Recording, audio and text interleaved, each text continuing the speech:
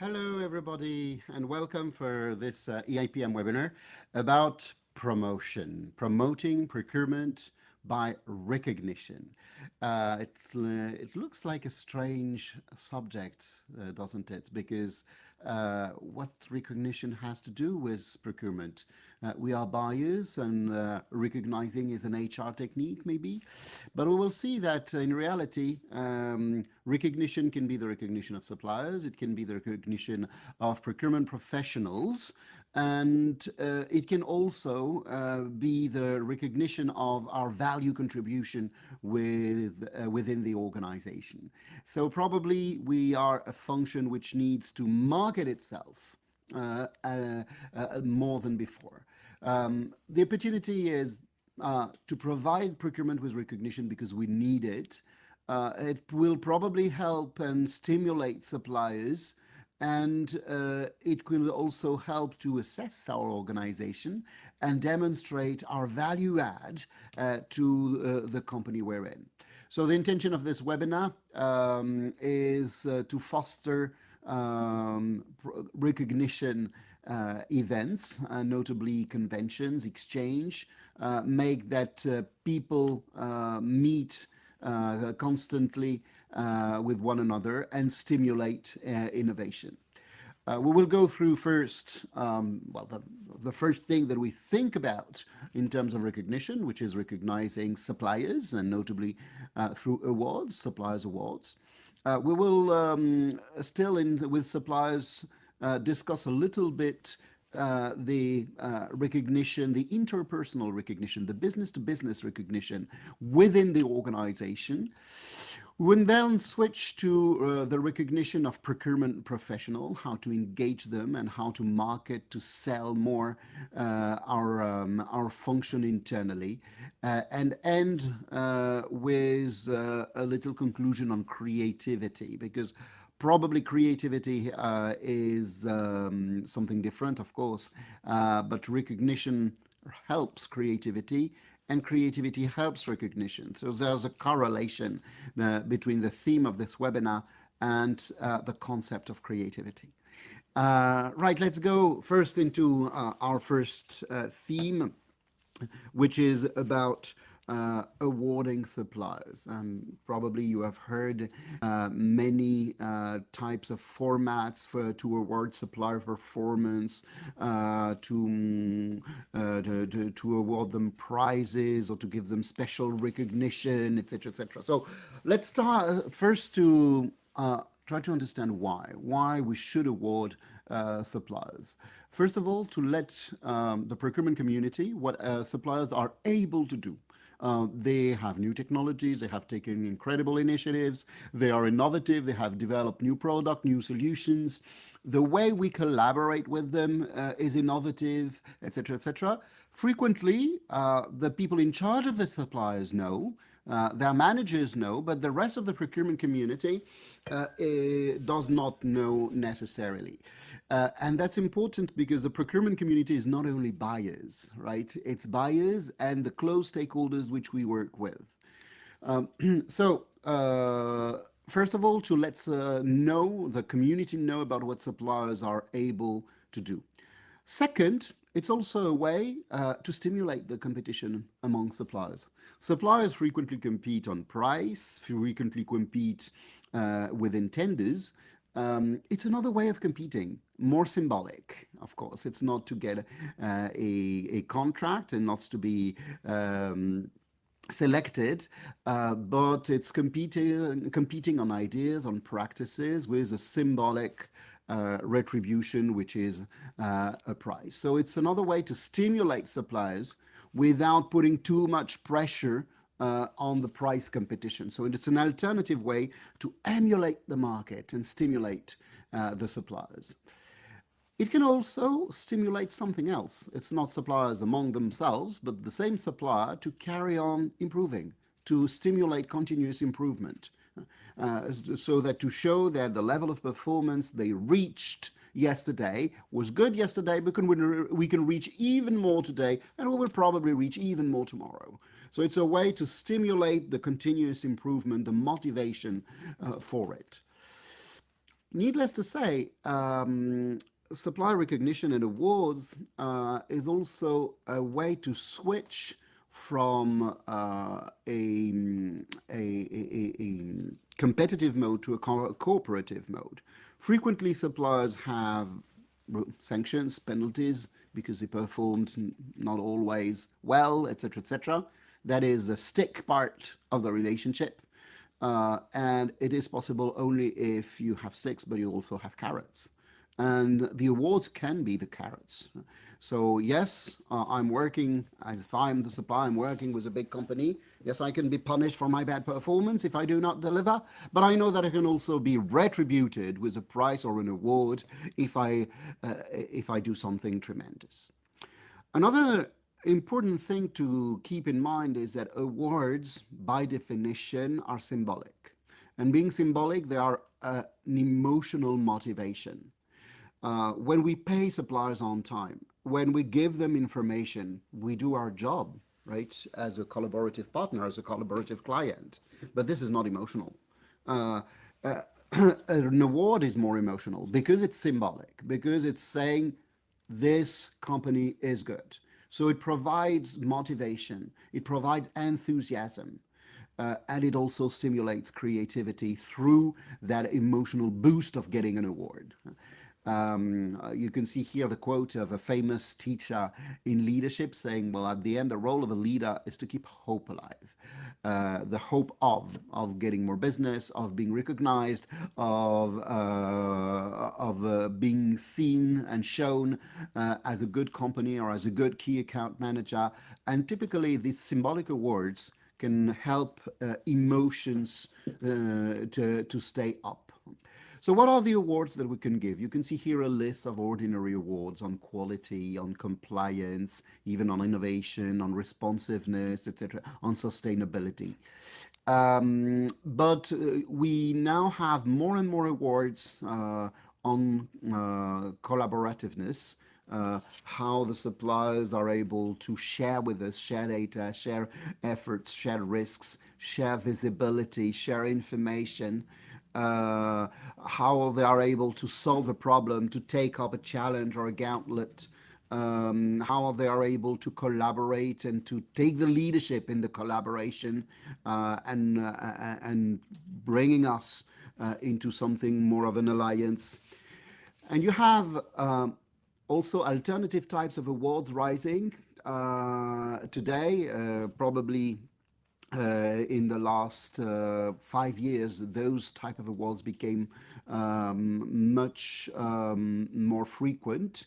About how to mitigate inflation, how to protect nature, how to be proactive in innovation processes, to take the lead in new ideas, in triggering multi-party collaborations or ecosystems with their own suppliers or other clients of theirs, etc., etc. So new types of awards are rising in the last years, notably because of a context which is more risky than before, but also more led by innovation, and notably digital innovation and innovation for sustainability.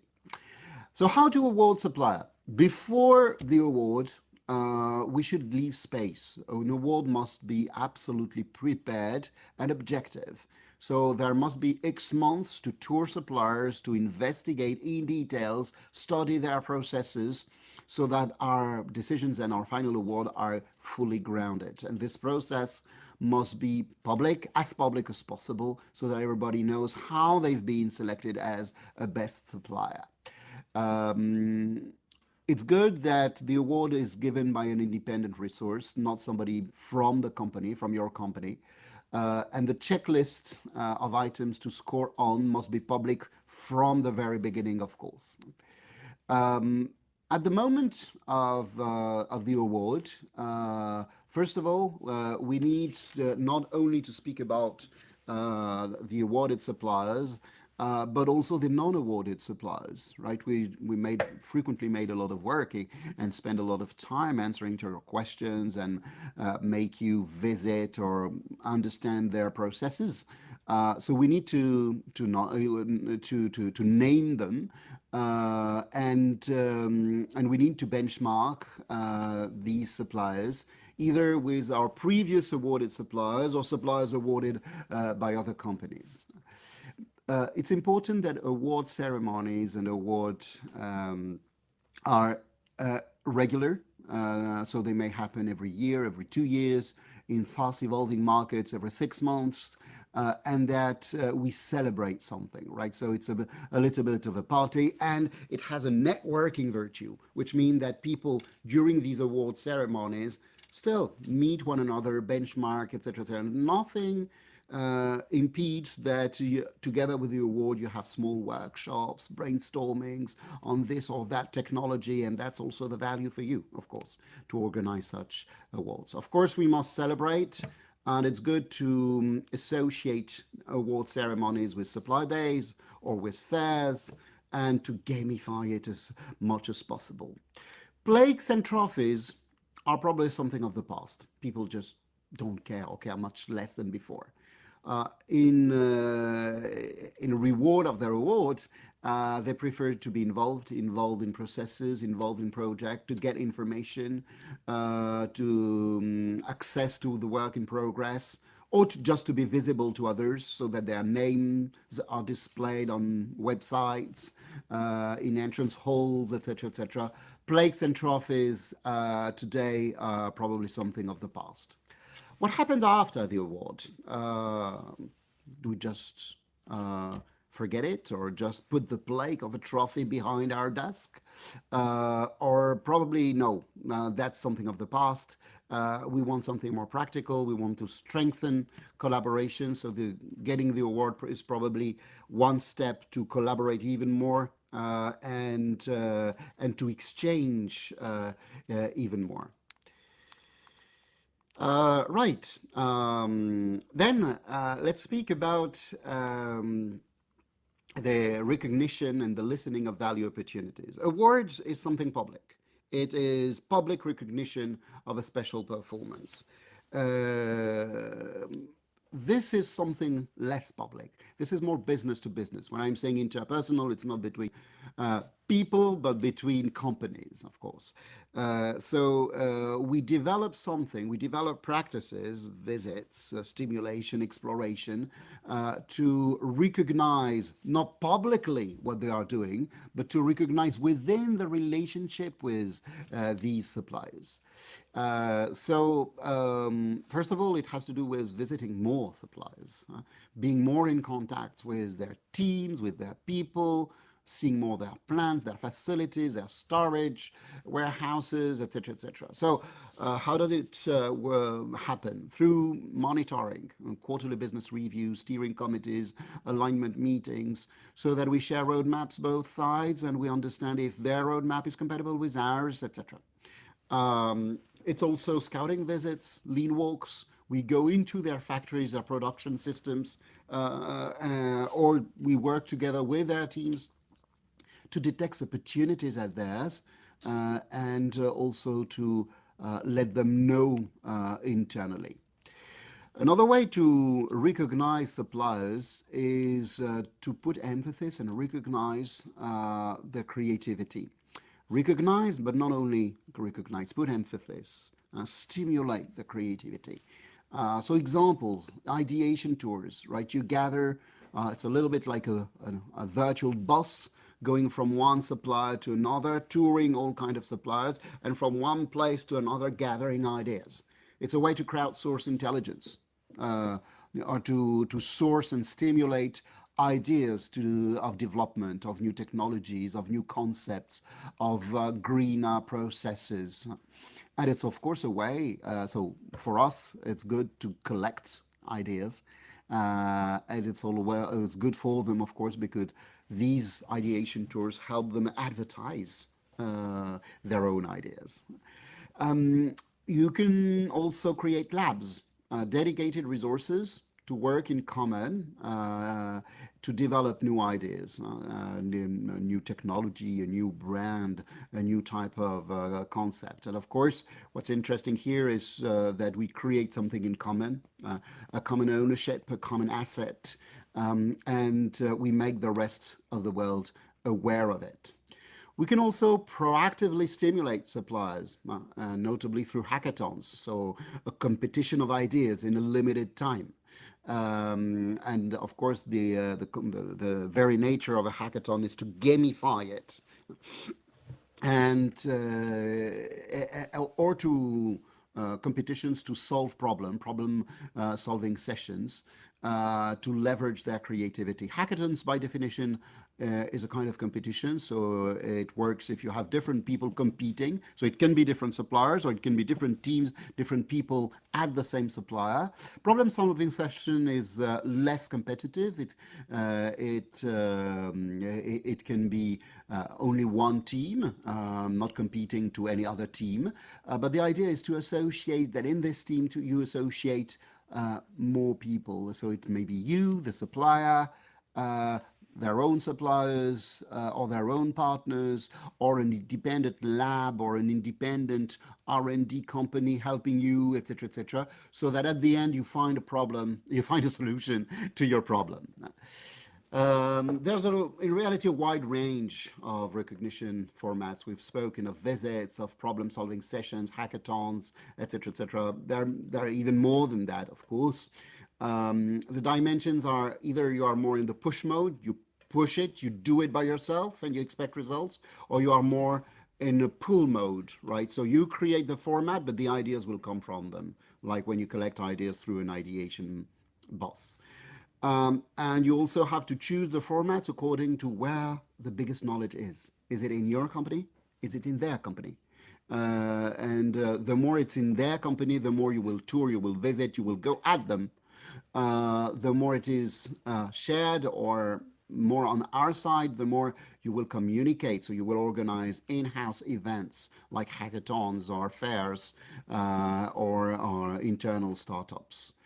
All these formats have one thing in common, that they want to explore opportunities, explore supply markets. They want to explore new strategies and maybe define new ways of doing. So we have to ask questions to ourselves: how much time do we invest in exploring with future suppliers? And you understand that these recognition event formats do not have necessarily to be with the big ones or the traditional suppliers. They can be with startups. They can be with new suppliers in which there is a value opportunity for the future. Needless to say, exploring demands a lot of cooperation spirit.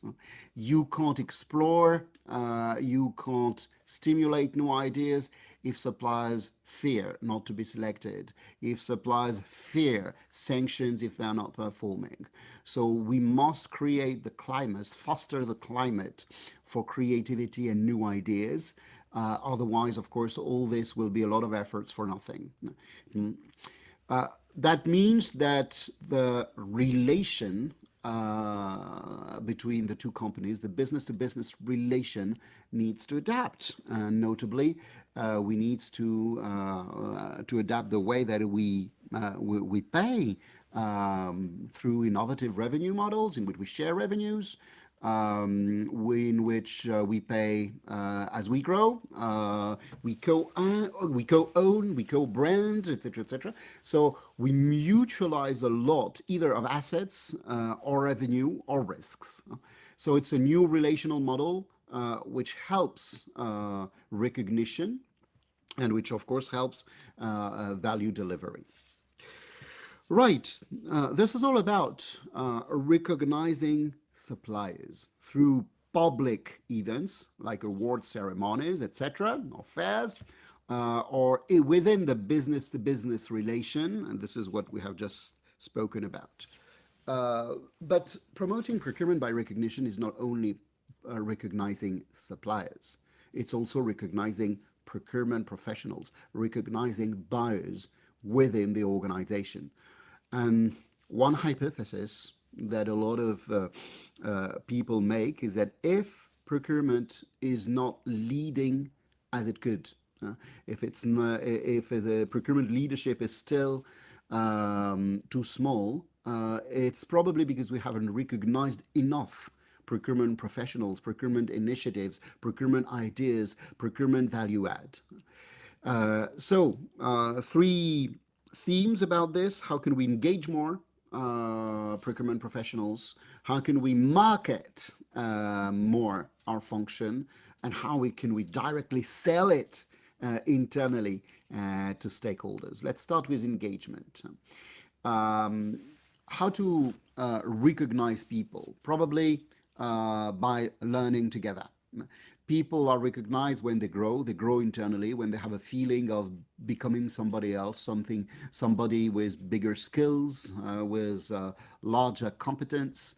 And how can we learn together? Through business cases, through success stories, through exchanges, failure mode effect analysis, etc., etc. It's practical, it's motivational, it's inspiring. Uh, is this enough? Probably not. We also need to make it happen socially so that people are recognized by the fact of being included, invited to certain social events. Notably regular meetings, monthly meeting, quarterly meeting, annual meeting. This is in team, but it can be outside teams together with stakeholders, for instance, or with some specific stakeholders. Organizing procurement conventions and inviting to the procurement convention at a certain moment of the convention sales or R&D, and demonstrate to them what we are able to do. You also have a lot of opportunities today coming from digitization and apps. So you can create social networks, internal social networks, discussion threads, dedicated apps. And more companies are exploring the possibility of fostering it at the workplace, notably in times um, in which smart working is spreading. When we come to the office, it's not to be alone in one little room, right? It's to meet people. And probably we have to reshape offices so that it's more full of coaches and chairs and coffee machines, etc., so that people speak to others in meetings which can be informal and which have to be cozy to be more informal. There have been a lot of studies in the last 20 years showing that creativity, new ideas, new products were frequently born in informal meetings, meaning that you have the formal meeting, but a lot of ideas happen over a cup of coffee after the meeting or before the meeting. And this is probably one thing interesting to understand about creativity, right? Creativity is sometimes happening in lateral places, right? So create these lateral places to foster creativity and to recognize what procurement professionals are able, their ideas. How do we do? There are rewards and there are recognition. Rewards is more tangible. Rewards is money, and there are frequently economic values. And if you give people a reward, you want the value for the company, which justifies the reward, to be extremely tangible, right? And you want it demonstrated. Recognition is more intangible. Recognition has more to do with experience. Recognition is more emotional too, and recognition should be more a kind of surprise. So what's important is to use both and not to be locked in rewards only, and of course not to play with recognition only. So recognition and rewards should counterbalance one another.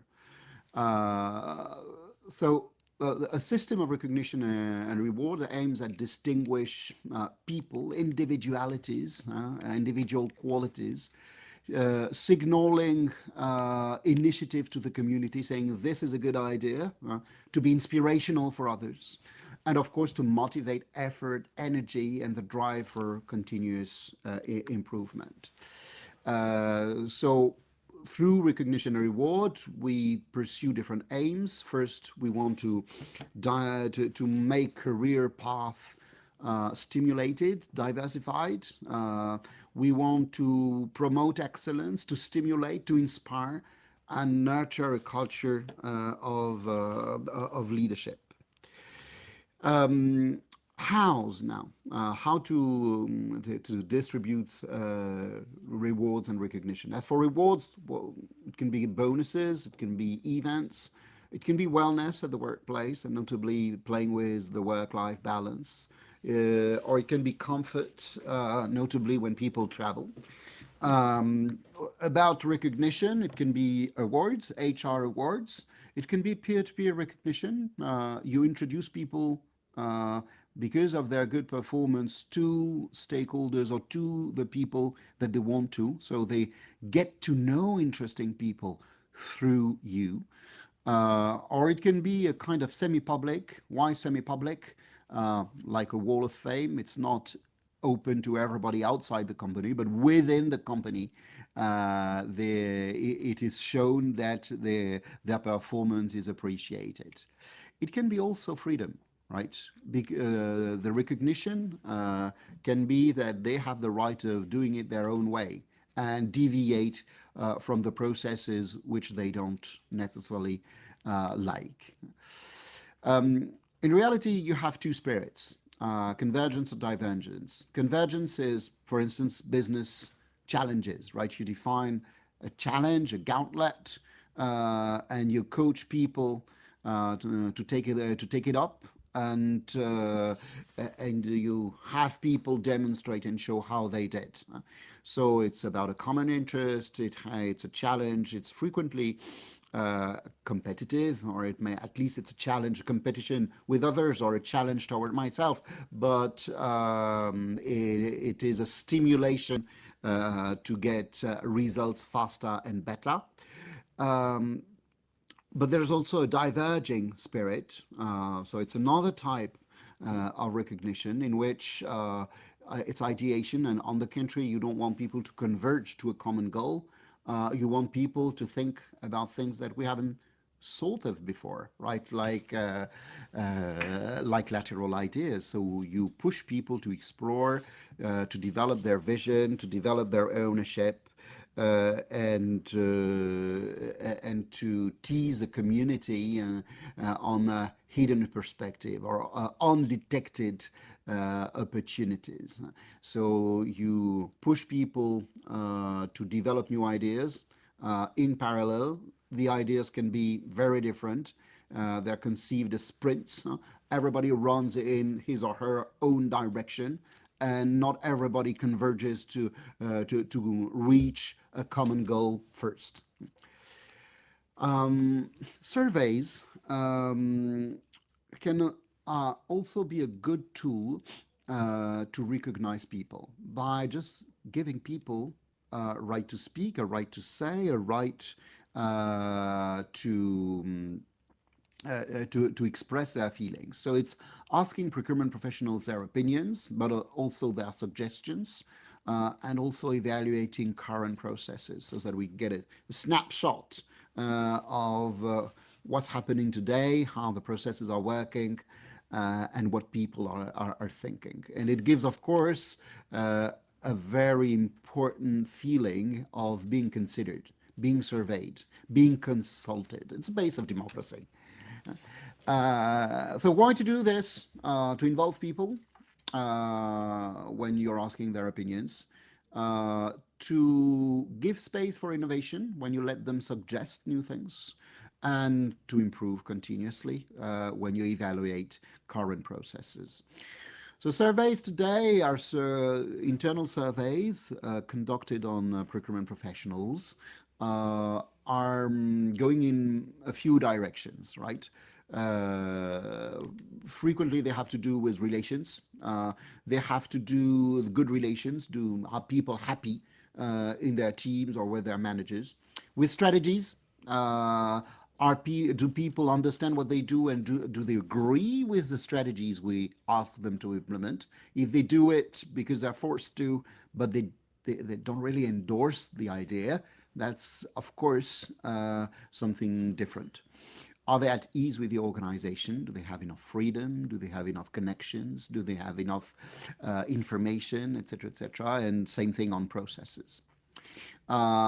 Frequently, these surveys have to combine two types of questions, which can be also two channels or two moments in the survey. Something more closed, right? So they have to rate things. They have to answer yes or no, or to choose the sentence which is more close to their feeling. Uh, and space for suggestions, which are, of course, more open questions and on which they can answer in 3, 5, 10 lines. And the format of these answers can be online, it can be in a personal interview, it can be, the formats are very diverse. Example of questions, I'm not going to read all these questions, that would be too long, but just to share with you some questions which some supply manager and CPOs ask to their teams.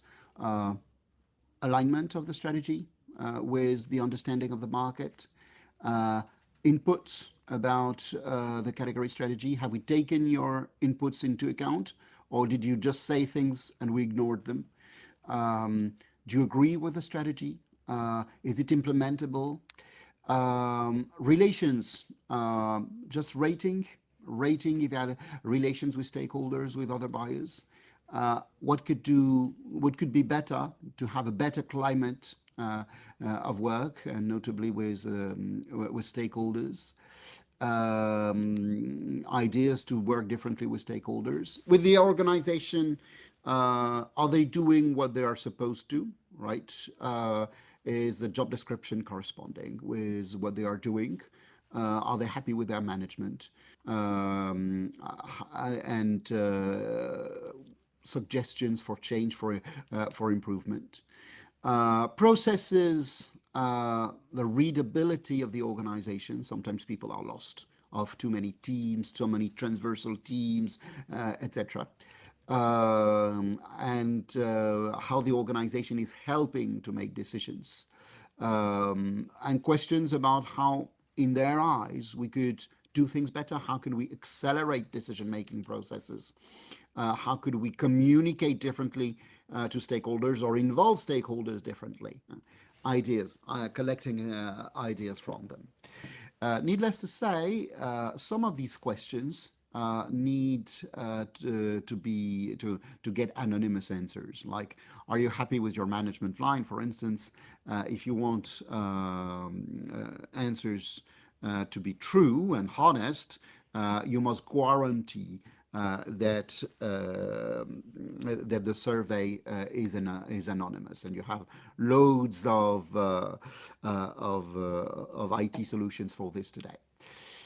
Another important things about recognizing people is the stories that they have, and the stories that we have and we want to tell. So the stories that they have and they want to tell, and to the rest of the organization, and the stories which we have and we want them to hear, because it's going to teach them something. Telling stories is very important today because it's inspirational. Instead of orders, instead of templates, do this, do that, we're telling stories saying, and you, what can you do in your own portfolio? Can you do something similar? Or have you done something similar? Can I recognize what you are doing through a little story, which we will tell to the rest of the organization? So it's recognizing people is frequently asking the community to tell its own stories, to emulate, to stimulate this creation of good practices, of testimonies, of interesting stories to inspire others, which of course will create a kind of common interpretation, a common culture throughout the team, the large team, the function, the procurement function, and will unite the procurement function.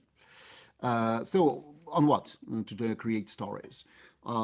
SRM, buy a vendor, innovation, co-investment, a redesign of specification or a technology, super new KPI, super new contract clauses, etc., etc. Whatever it is, which can be inspirational for the rest of the company. And if I as a buyer, I'm asked to tell the story of that kind of new good things that I've done. Of course, it shows how recognized I am, and it is a reward in itself. Of course, it can be a reward in itself.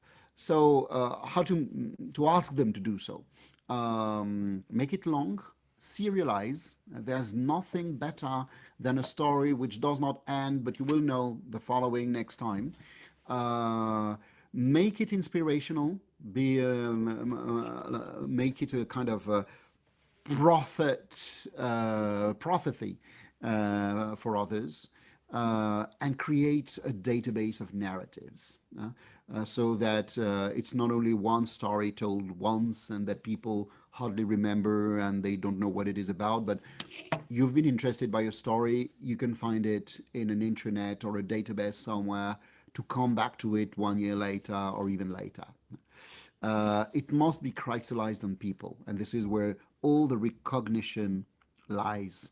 It is the story of Mr. of Mrs. X, and Mr. X and or Mrs. X is just telling it to others. This is how they are recognized, and this is also how it is anchored on real people.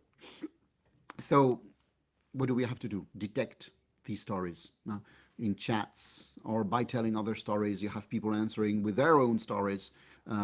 So stimulate and detect, crystallize, make people tell it the way they want. And with the format they want. I know a company in which a buyer said, okay, I'm going to tell my story, but I want it in a video, right? So I want to make a 2-minute video, a capsule, just telling my story with my supplier. All right. And that was done.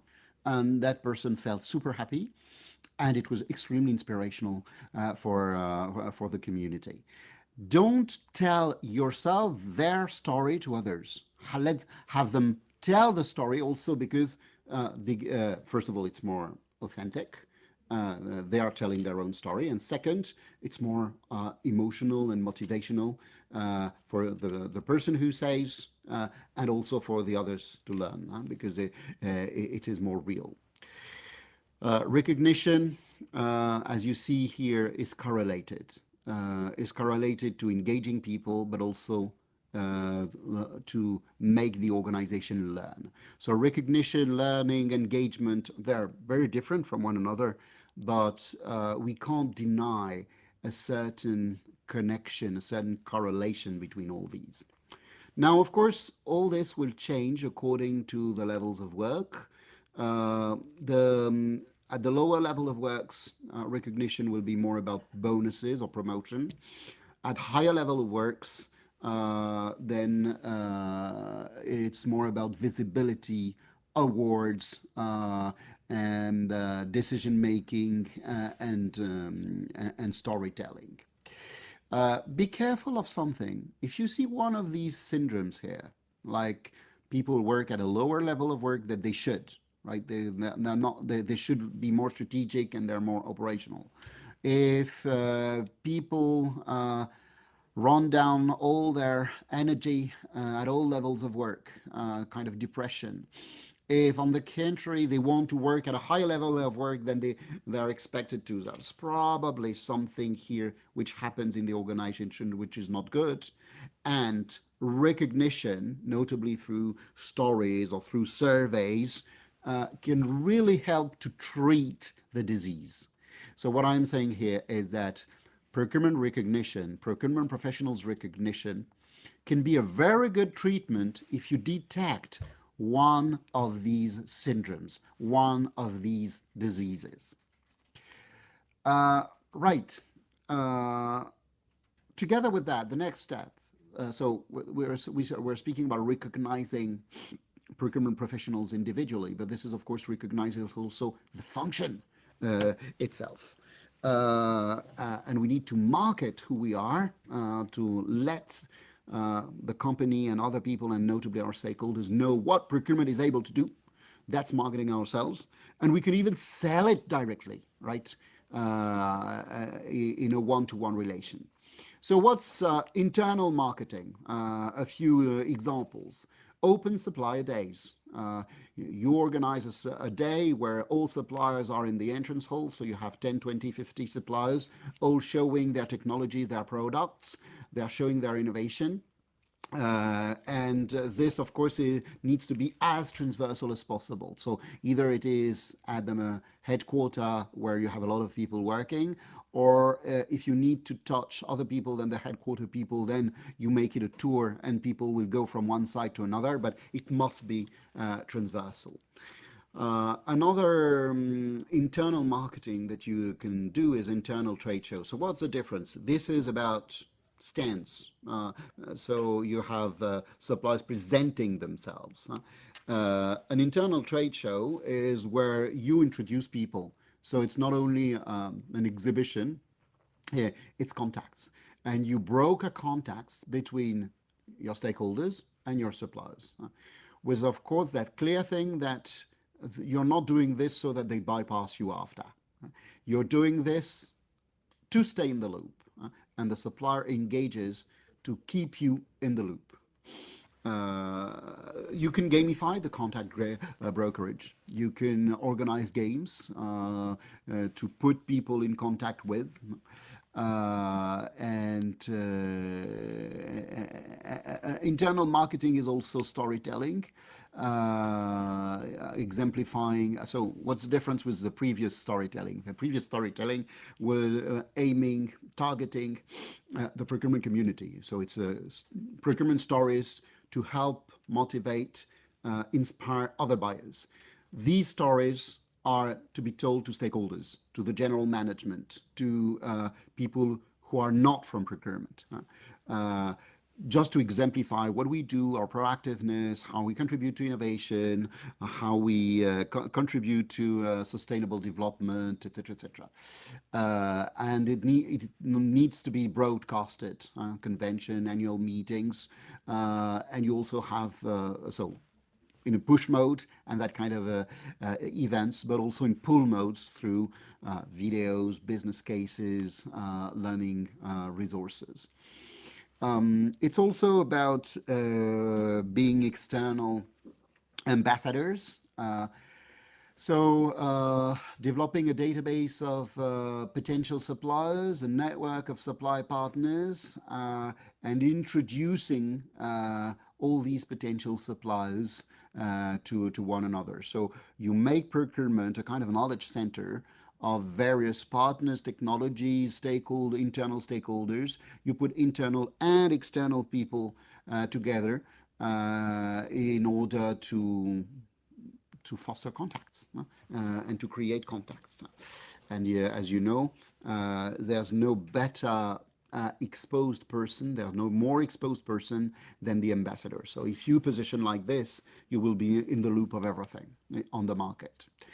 It also having internal ambassadors, so people who will help procurement to be involved in outer processes, R&D processes, product design processes, strategic planning processes, etc., etc. So developing a network of proxies, which is clearly larger than the procurement population. So it's people who have been buyers, who know procurement, or future buyers, or very close stakeholders who are convinced of what we are doing. So creating a network internally of people representing us and selling our value add to others. Needless to say, this is also being a learning function, attracting high potentials, sending our high potentials to other functions, and emerging young recruitees. It's a way to promote people. Another idea is external associations. Once you got an award, once you've been recognized, what happens? What's the next step? And potentially to participate to national associations of industries, who think together about the future of the industry, the technology of the industry, the strategies in the industry, the change in the future, etc., etc. And that can, of course, market very much how the value add of procurement. So when the company participation to these associations is using procurement as an ambassador, it shows, of course, internally that procurement is definitely one of the key value creators. All right. Last thing is, of course, to sell procurement internally. What is it about? Marketing is to make it public, is to show the image to other functions. Marketing is a question of image. Selling is a question of relation. So it's really pushing person by person the involvement of procurement in upstream processes. All this in a context which has come more difficult. A market context, a societal context, an environmental context, which have come more various, complex, changing faster, more ambiguous, and more interdependent. Everything is linked with everything. So in such contexts, how could we sell our value, our role?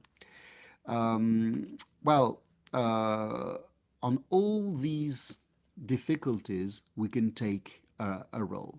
We can position as an architect, as a prophet, as a guide, as a conductor, as a storyteller, as a sage. And at each step, on each dimension, we can show our contribution through indicators. So we should develop procurement KPIs to show how much we help as a prophet, as an architect, as a conductor, as a sage. So as a prophet, it's just about telling the company more about the future, about the technologies, about what's going to happen next in the market. And the KPIs here can be about evaluate the information coming from procurement and how accurate and how predictive was this information. If we want to position as a guide, we guide the business about on new technologies, new business models, new relations with suppliers to make the company future fit. And here we can be measured through we can develop indicators showing how much we interface with suppliers.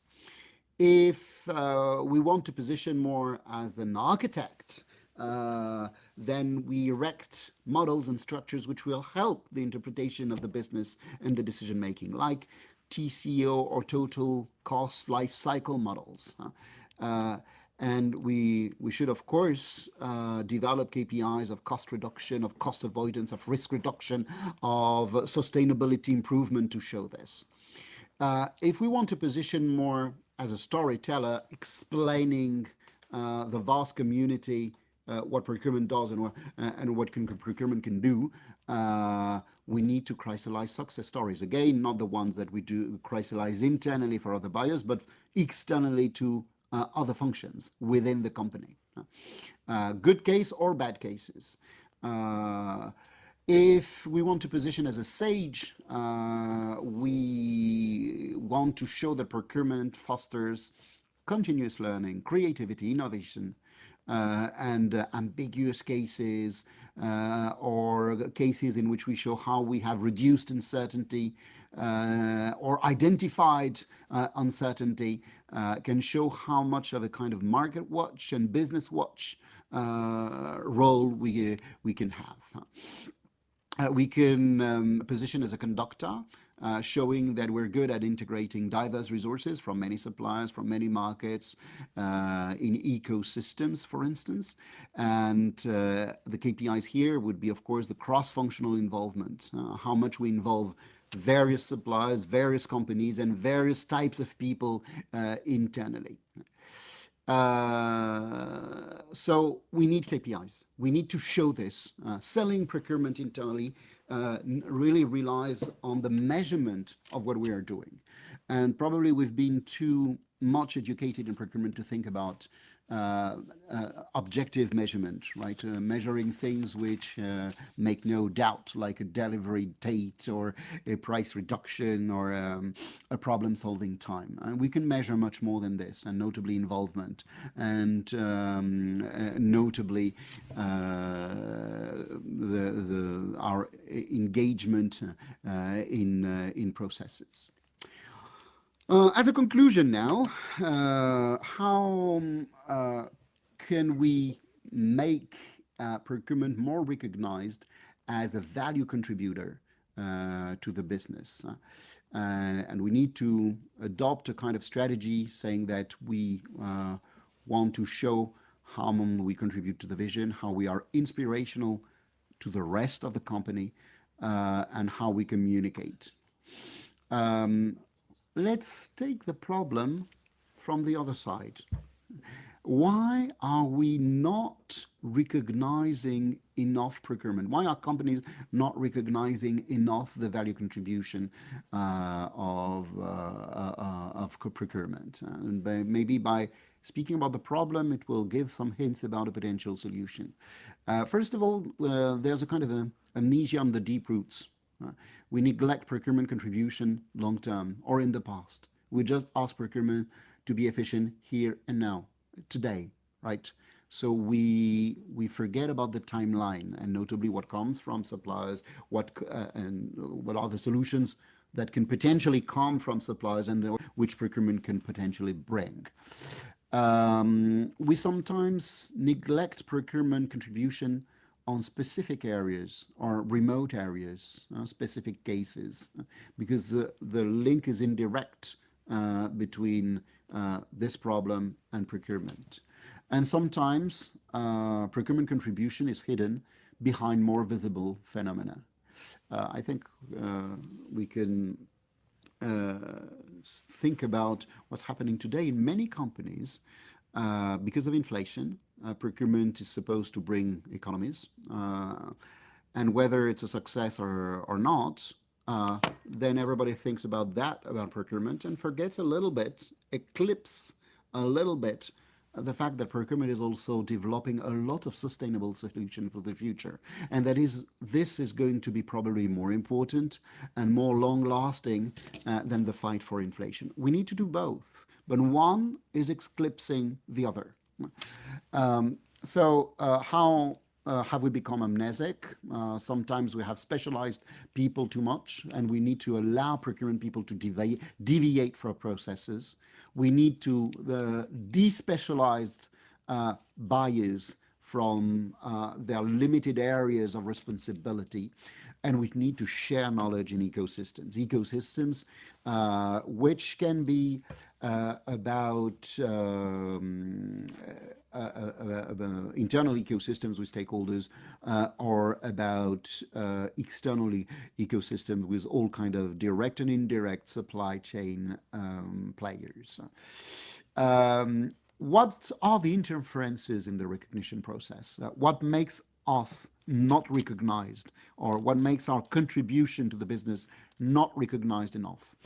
Sometimes because we have a problem of memory, we think about here and now, we forget about the past, and we have a difficulty to project in the future. Sometimes because there are conflicts. Procurement is in conflict with stakeholders, with certain stakeholders. They all want the same responsibility and the decision-making authority, and that's a way to put procurement apart. Sometimes because of size, procurement departments or procurement functions are too big, and or sometimes they're not too big, but they're too decentralized, too many people in too many countries, and in reality it's not really unified. Sometimes it's a question of complexity and heterogeneity, and notably in businesses which have different business models for different products. Right, and as a conclusion of the conclusion, I would like just to make a hint. You understand that in a lot of what we said, recognizing procurement professional has to do with creativity. Uh, First of all, because if you want to be heard, you need to be creative. If you want to be listened to, you need to be striking. Your communication must be striking. Okay. Second, because we need to be memorable, right? It's striking today, but it's also something that you keep in mind because it stimulates ideas. It gives you ideas. You have trespassed boundaries. You have started to work differently, etc., etc. Right? So it's not only the strike here and now, a striking communication, it's also a sense making or a sense creating idea. Um, Creativity is what makes sourcing innovation at the micro level, at supplier level, become a transformation of the business at the macro level, right? Creativity has to do with new suppliers, with new business models, with new relations with suppliers, with new social involvement internally, sometimes even externally, at a societal level. So we need to make the entire world how creative procurement is and will be through KPI stories, through image, reputation, different involvement, ecosystems, etc., etc. And creativity has to do with our contribution to the business. Uh, it relies on each procurement professional, but it converges into creating new business. So, what are creative skills? There are, you can see here a handful of them: convergence thinking, divergent thinking, lateral thinking, problem solving. You also have lateral skills like social brokerage, open mindedness, visionariness, trespassing boundaries, uh, how to make procurement a creative space, because that creativity of procurement will probably help a lot our recognition. And if you are interested in creativity, how to attract people, to foster, to reward, etc., in adopting a creative culture, then indeed we will speak about it in a next webinar, May the 16th, within 1 month and a half. But it's now time for your questions that you can ask in the chat. I can see some questions coming up. So, of course, you will receive all these slides. Some of the content come for instance, on surveys, come from experience. So these are questions which have really been asked to buyers. All of the contents come from experience, of course, of initiatives. I see here a question, a very interesting one. How do you see the role of a procurement business partner in all these challenges? Very interesting, because we're speaking about how we can push ourselves to business partners. But what are their role? Should you sit and wait? Probably not. The question is really to come to a co-involvement. If procurement influence is in conflict with stakeholder influence, first of all, the stakeholders will always prevail, probably. Second, it's a fight, and in a fight, there's a winner and a loser. The idea is to get out of the fight and try to be co-involved, build together with the business partners the processes, the ecosystems, the decision-making procedures, so that we share responsibility. They are responsible of this and we are responsible of that. It needs to be co-constructed. It needs to be built. These processes, these ecosystems need to be built in full cooperation between procurement and the business partners. Now, one role that we can have is probably to organize it, to federate it, and to take the initiatives of building these new processes, procedures, ecosystems with suppliers, etc., etc. So we can be at the origin of the initiative. We can lead the process. But then, of course, it will be a shared process. And this is the only way in which we can avoid to be taken as a reactive function and to be considered as somebody serving the business reactively, but not taking initiatives. So the role, to answer your question more directly, the role of a procurement business partner in all the challenges to collaborate with us in building these surveys, these ecosystems, these KPIs, etc., etc. Co-construct with them, but take the lead. Otherwise, it will not happen. There was a question from João. If I haven't answered your question, João, you are allowed to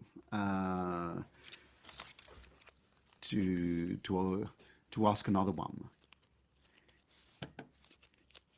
We're reaching an end of this webinar. It's 11 already. Thank you very much for your participation. I hope that we brought you some ideas, food for thought. You understand that that was about how to be more recognized and to recognize more suppliers, to recognize more buyers, to make procurement more recognized internally. And we pinpointed that in reality, it's not without link of being creative and fostering creative culture in procurement.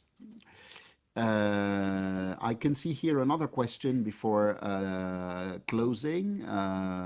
How can, when organizational change dilutes the purchasing image, how can we react without seeming that you are against the change? And not to look like a rejecter. Absolutely. Never try to oppose the change. Otherwise, we'll look like a rearguard function. So again, take the initiative. And I'm coming back to my answer to João, and that was about the initiative and taking the initiative, sharing responsibility, but taking the initiative. You need to take initiatives in the flow of change to show that you are for the change. And that would give you more credibility to say, I am for the change, I am taking initiatives, but be careful, procurement is key to this, key to that. So become a player, become a non-avoidable actor of this change. Otherwise, indeed, the change will carry on and you will be left apart. Okay, hope to see you if you are interested in that link between the evolution of procurement and creativity in procurement. I'd be happy to see you May the 16th. And I wish you a very good day. Thank you.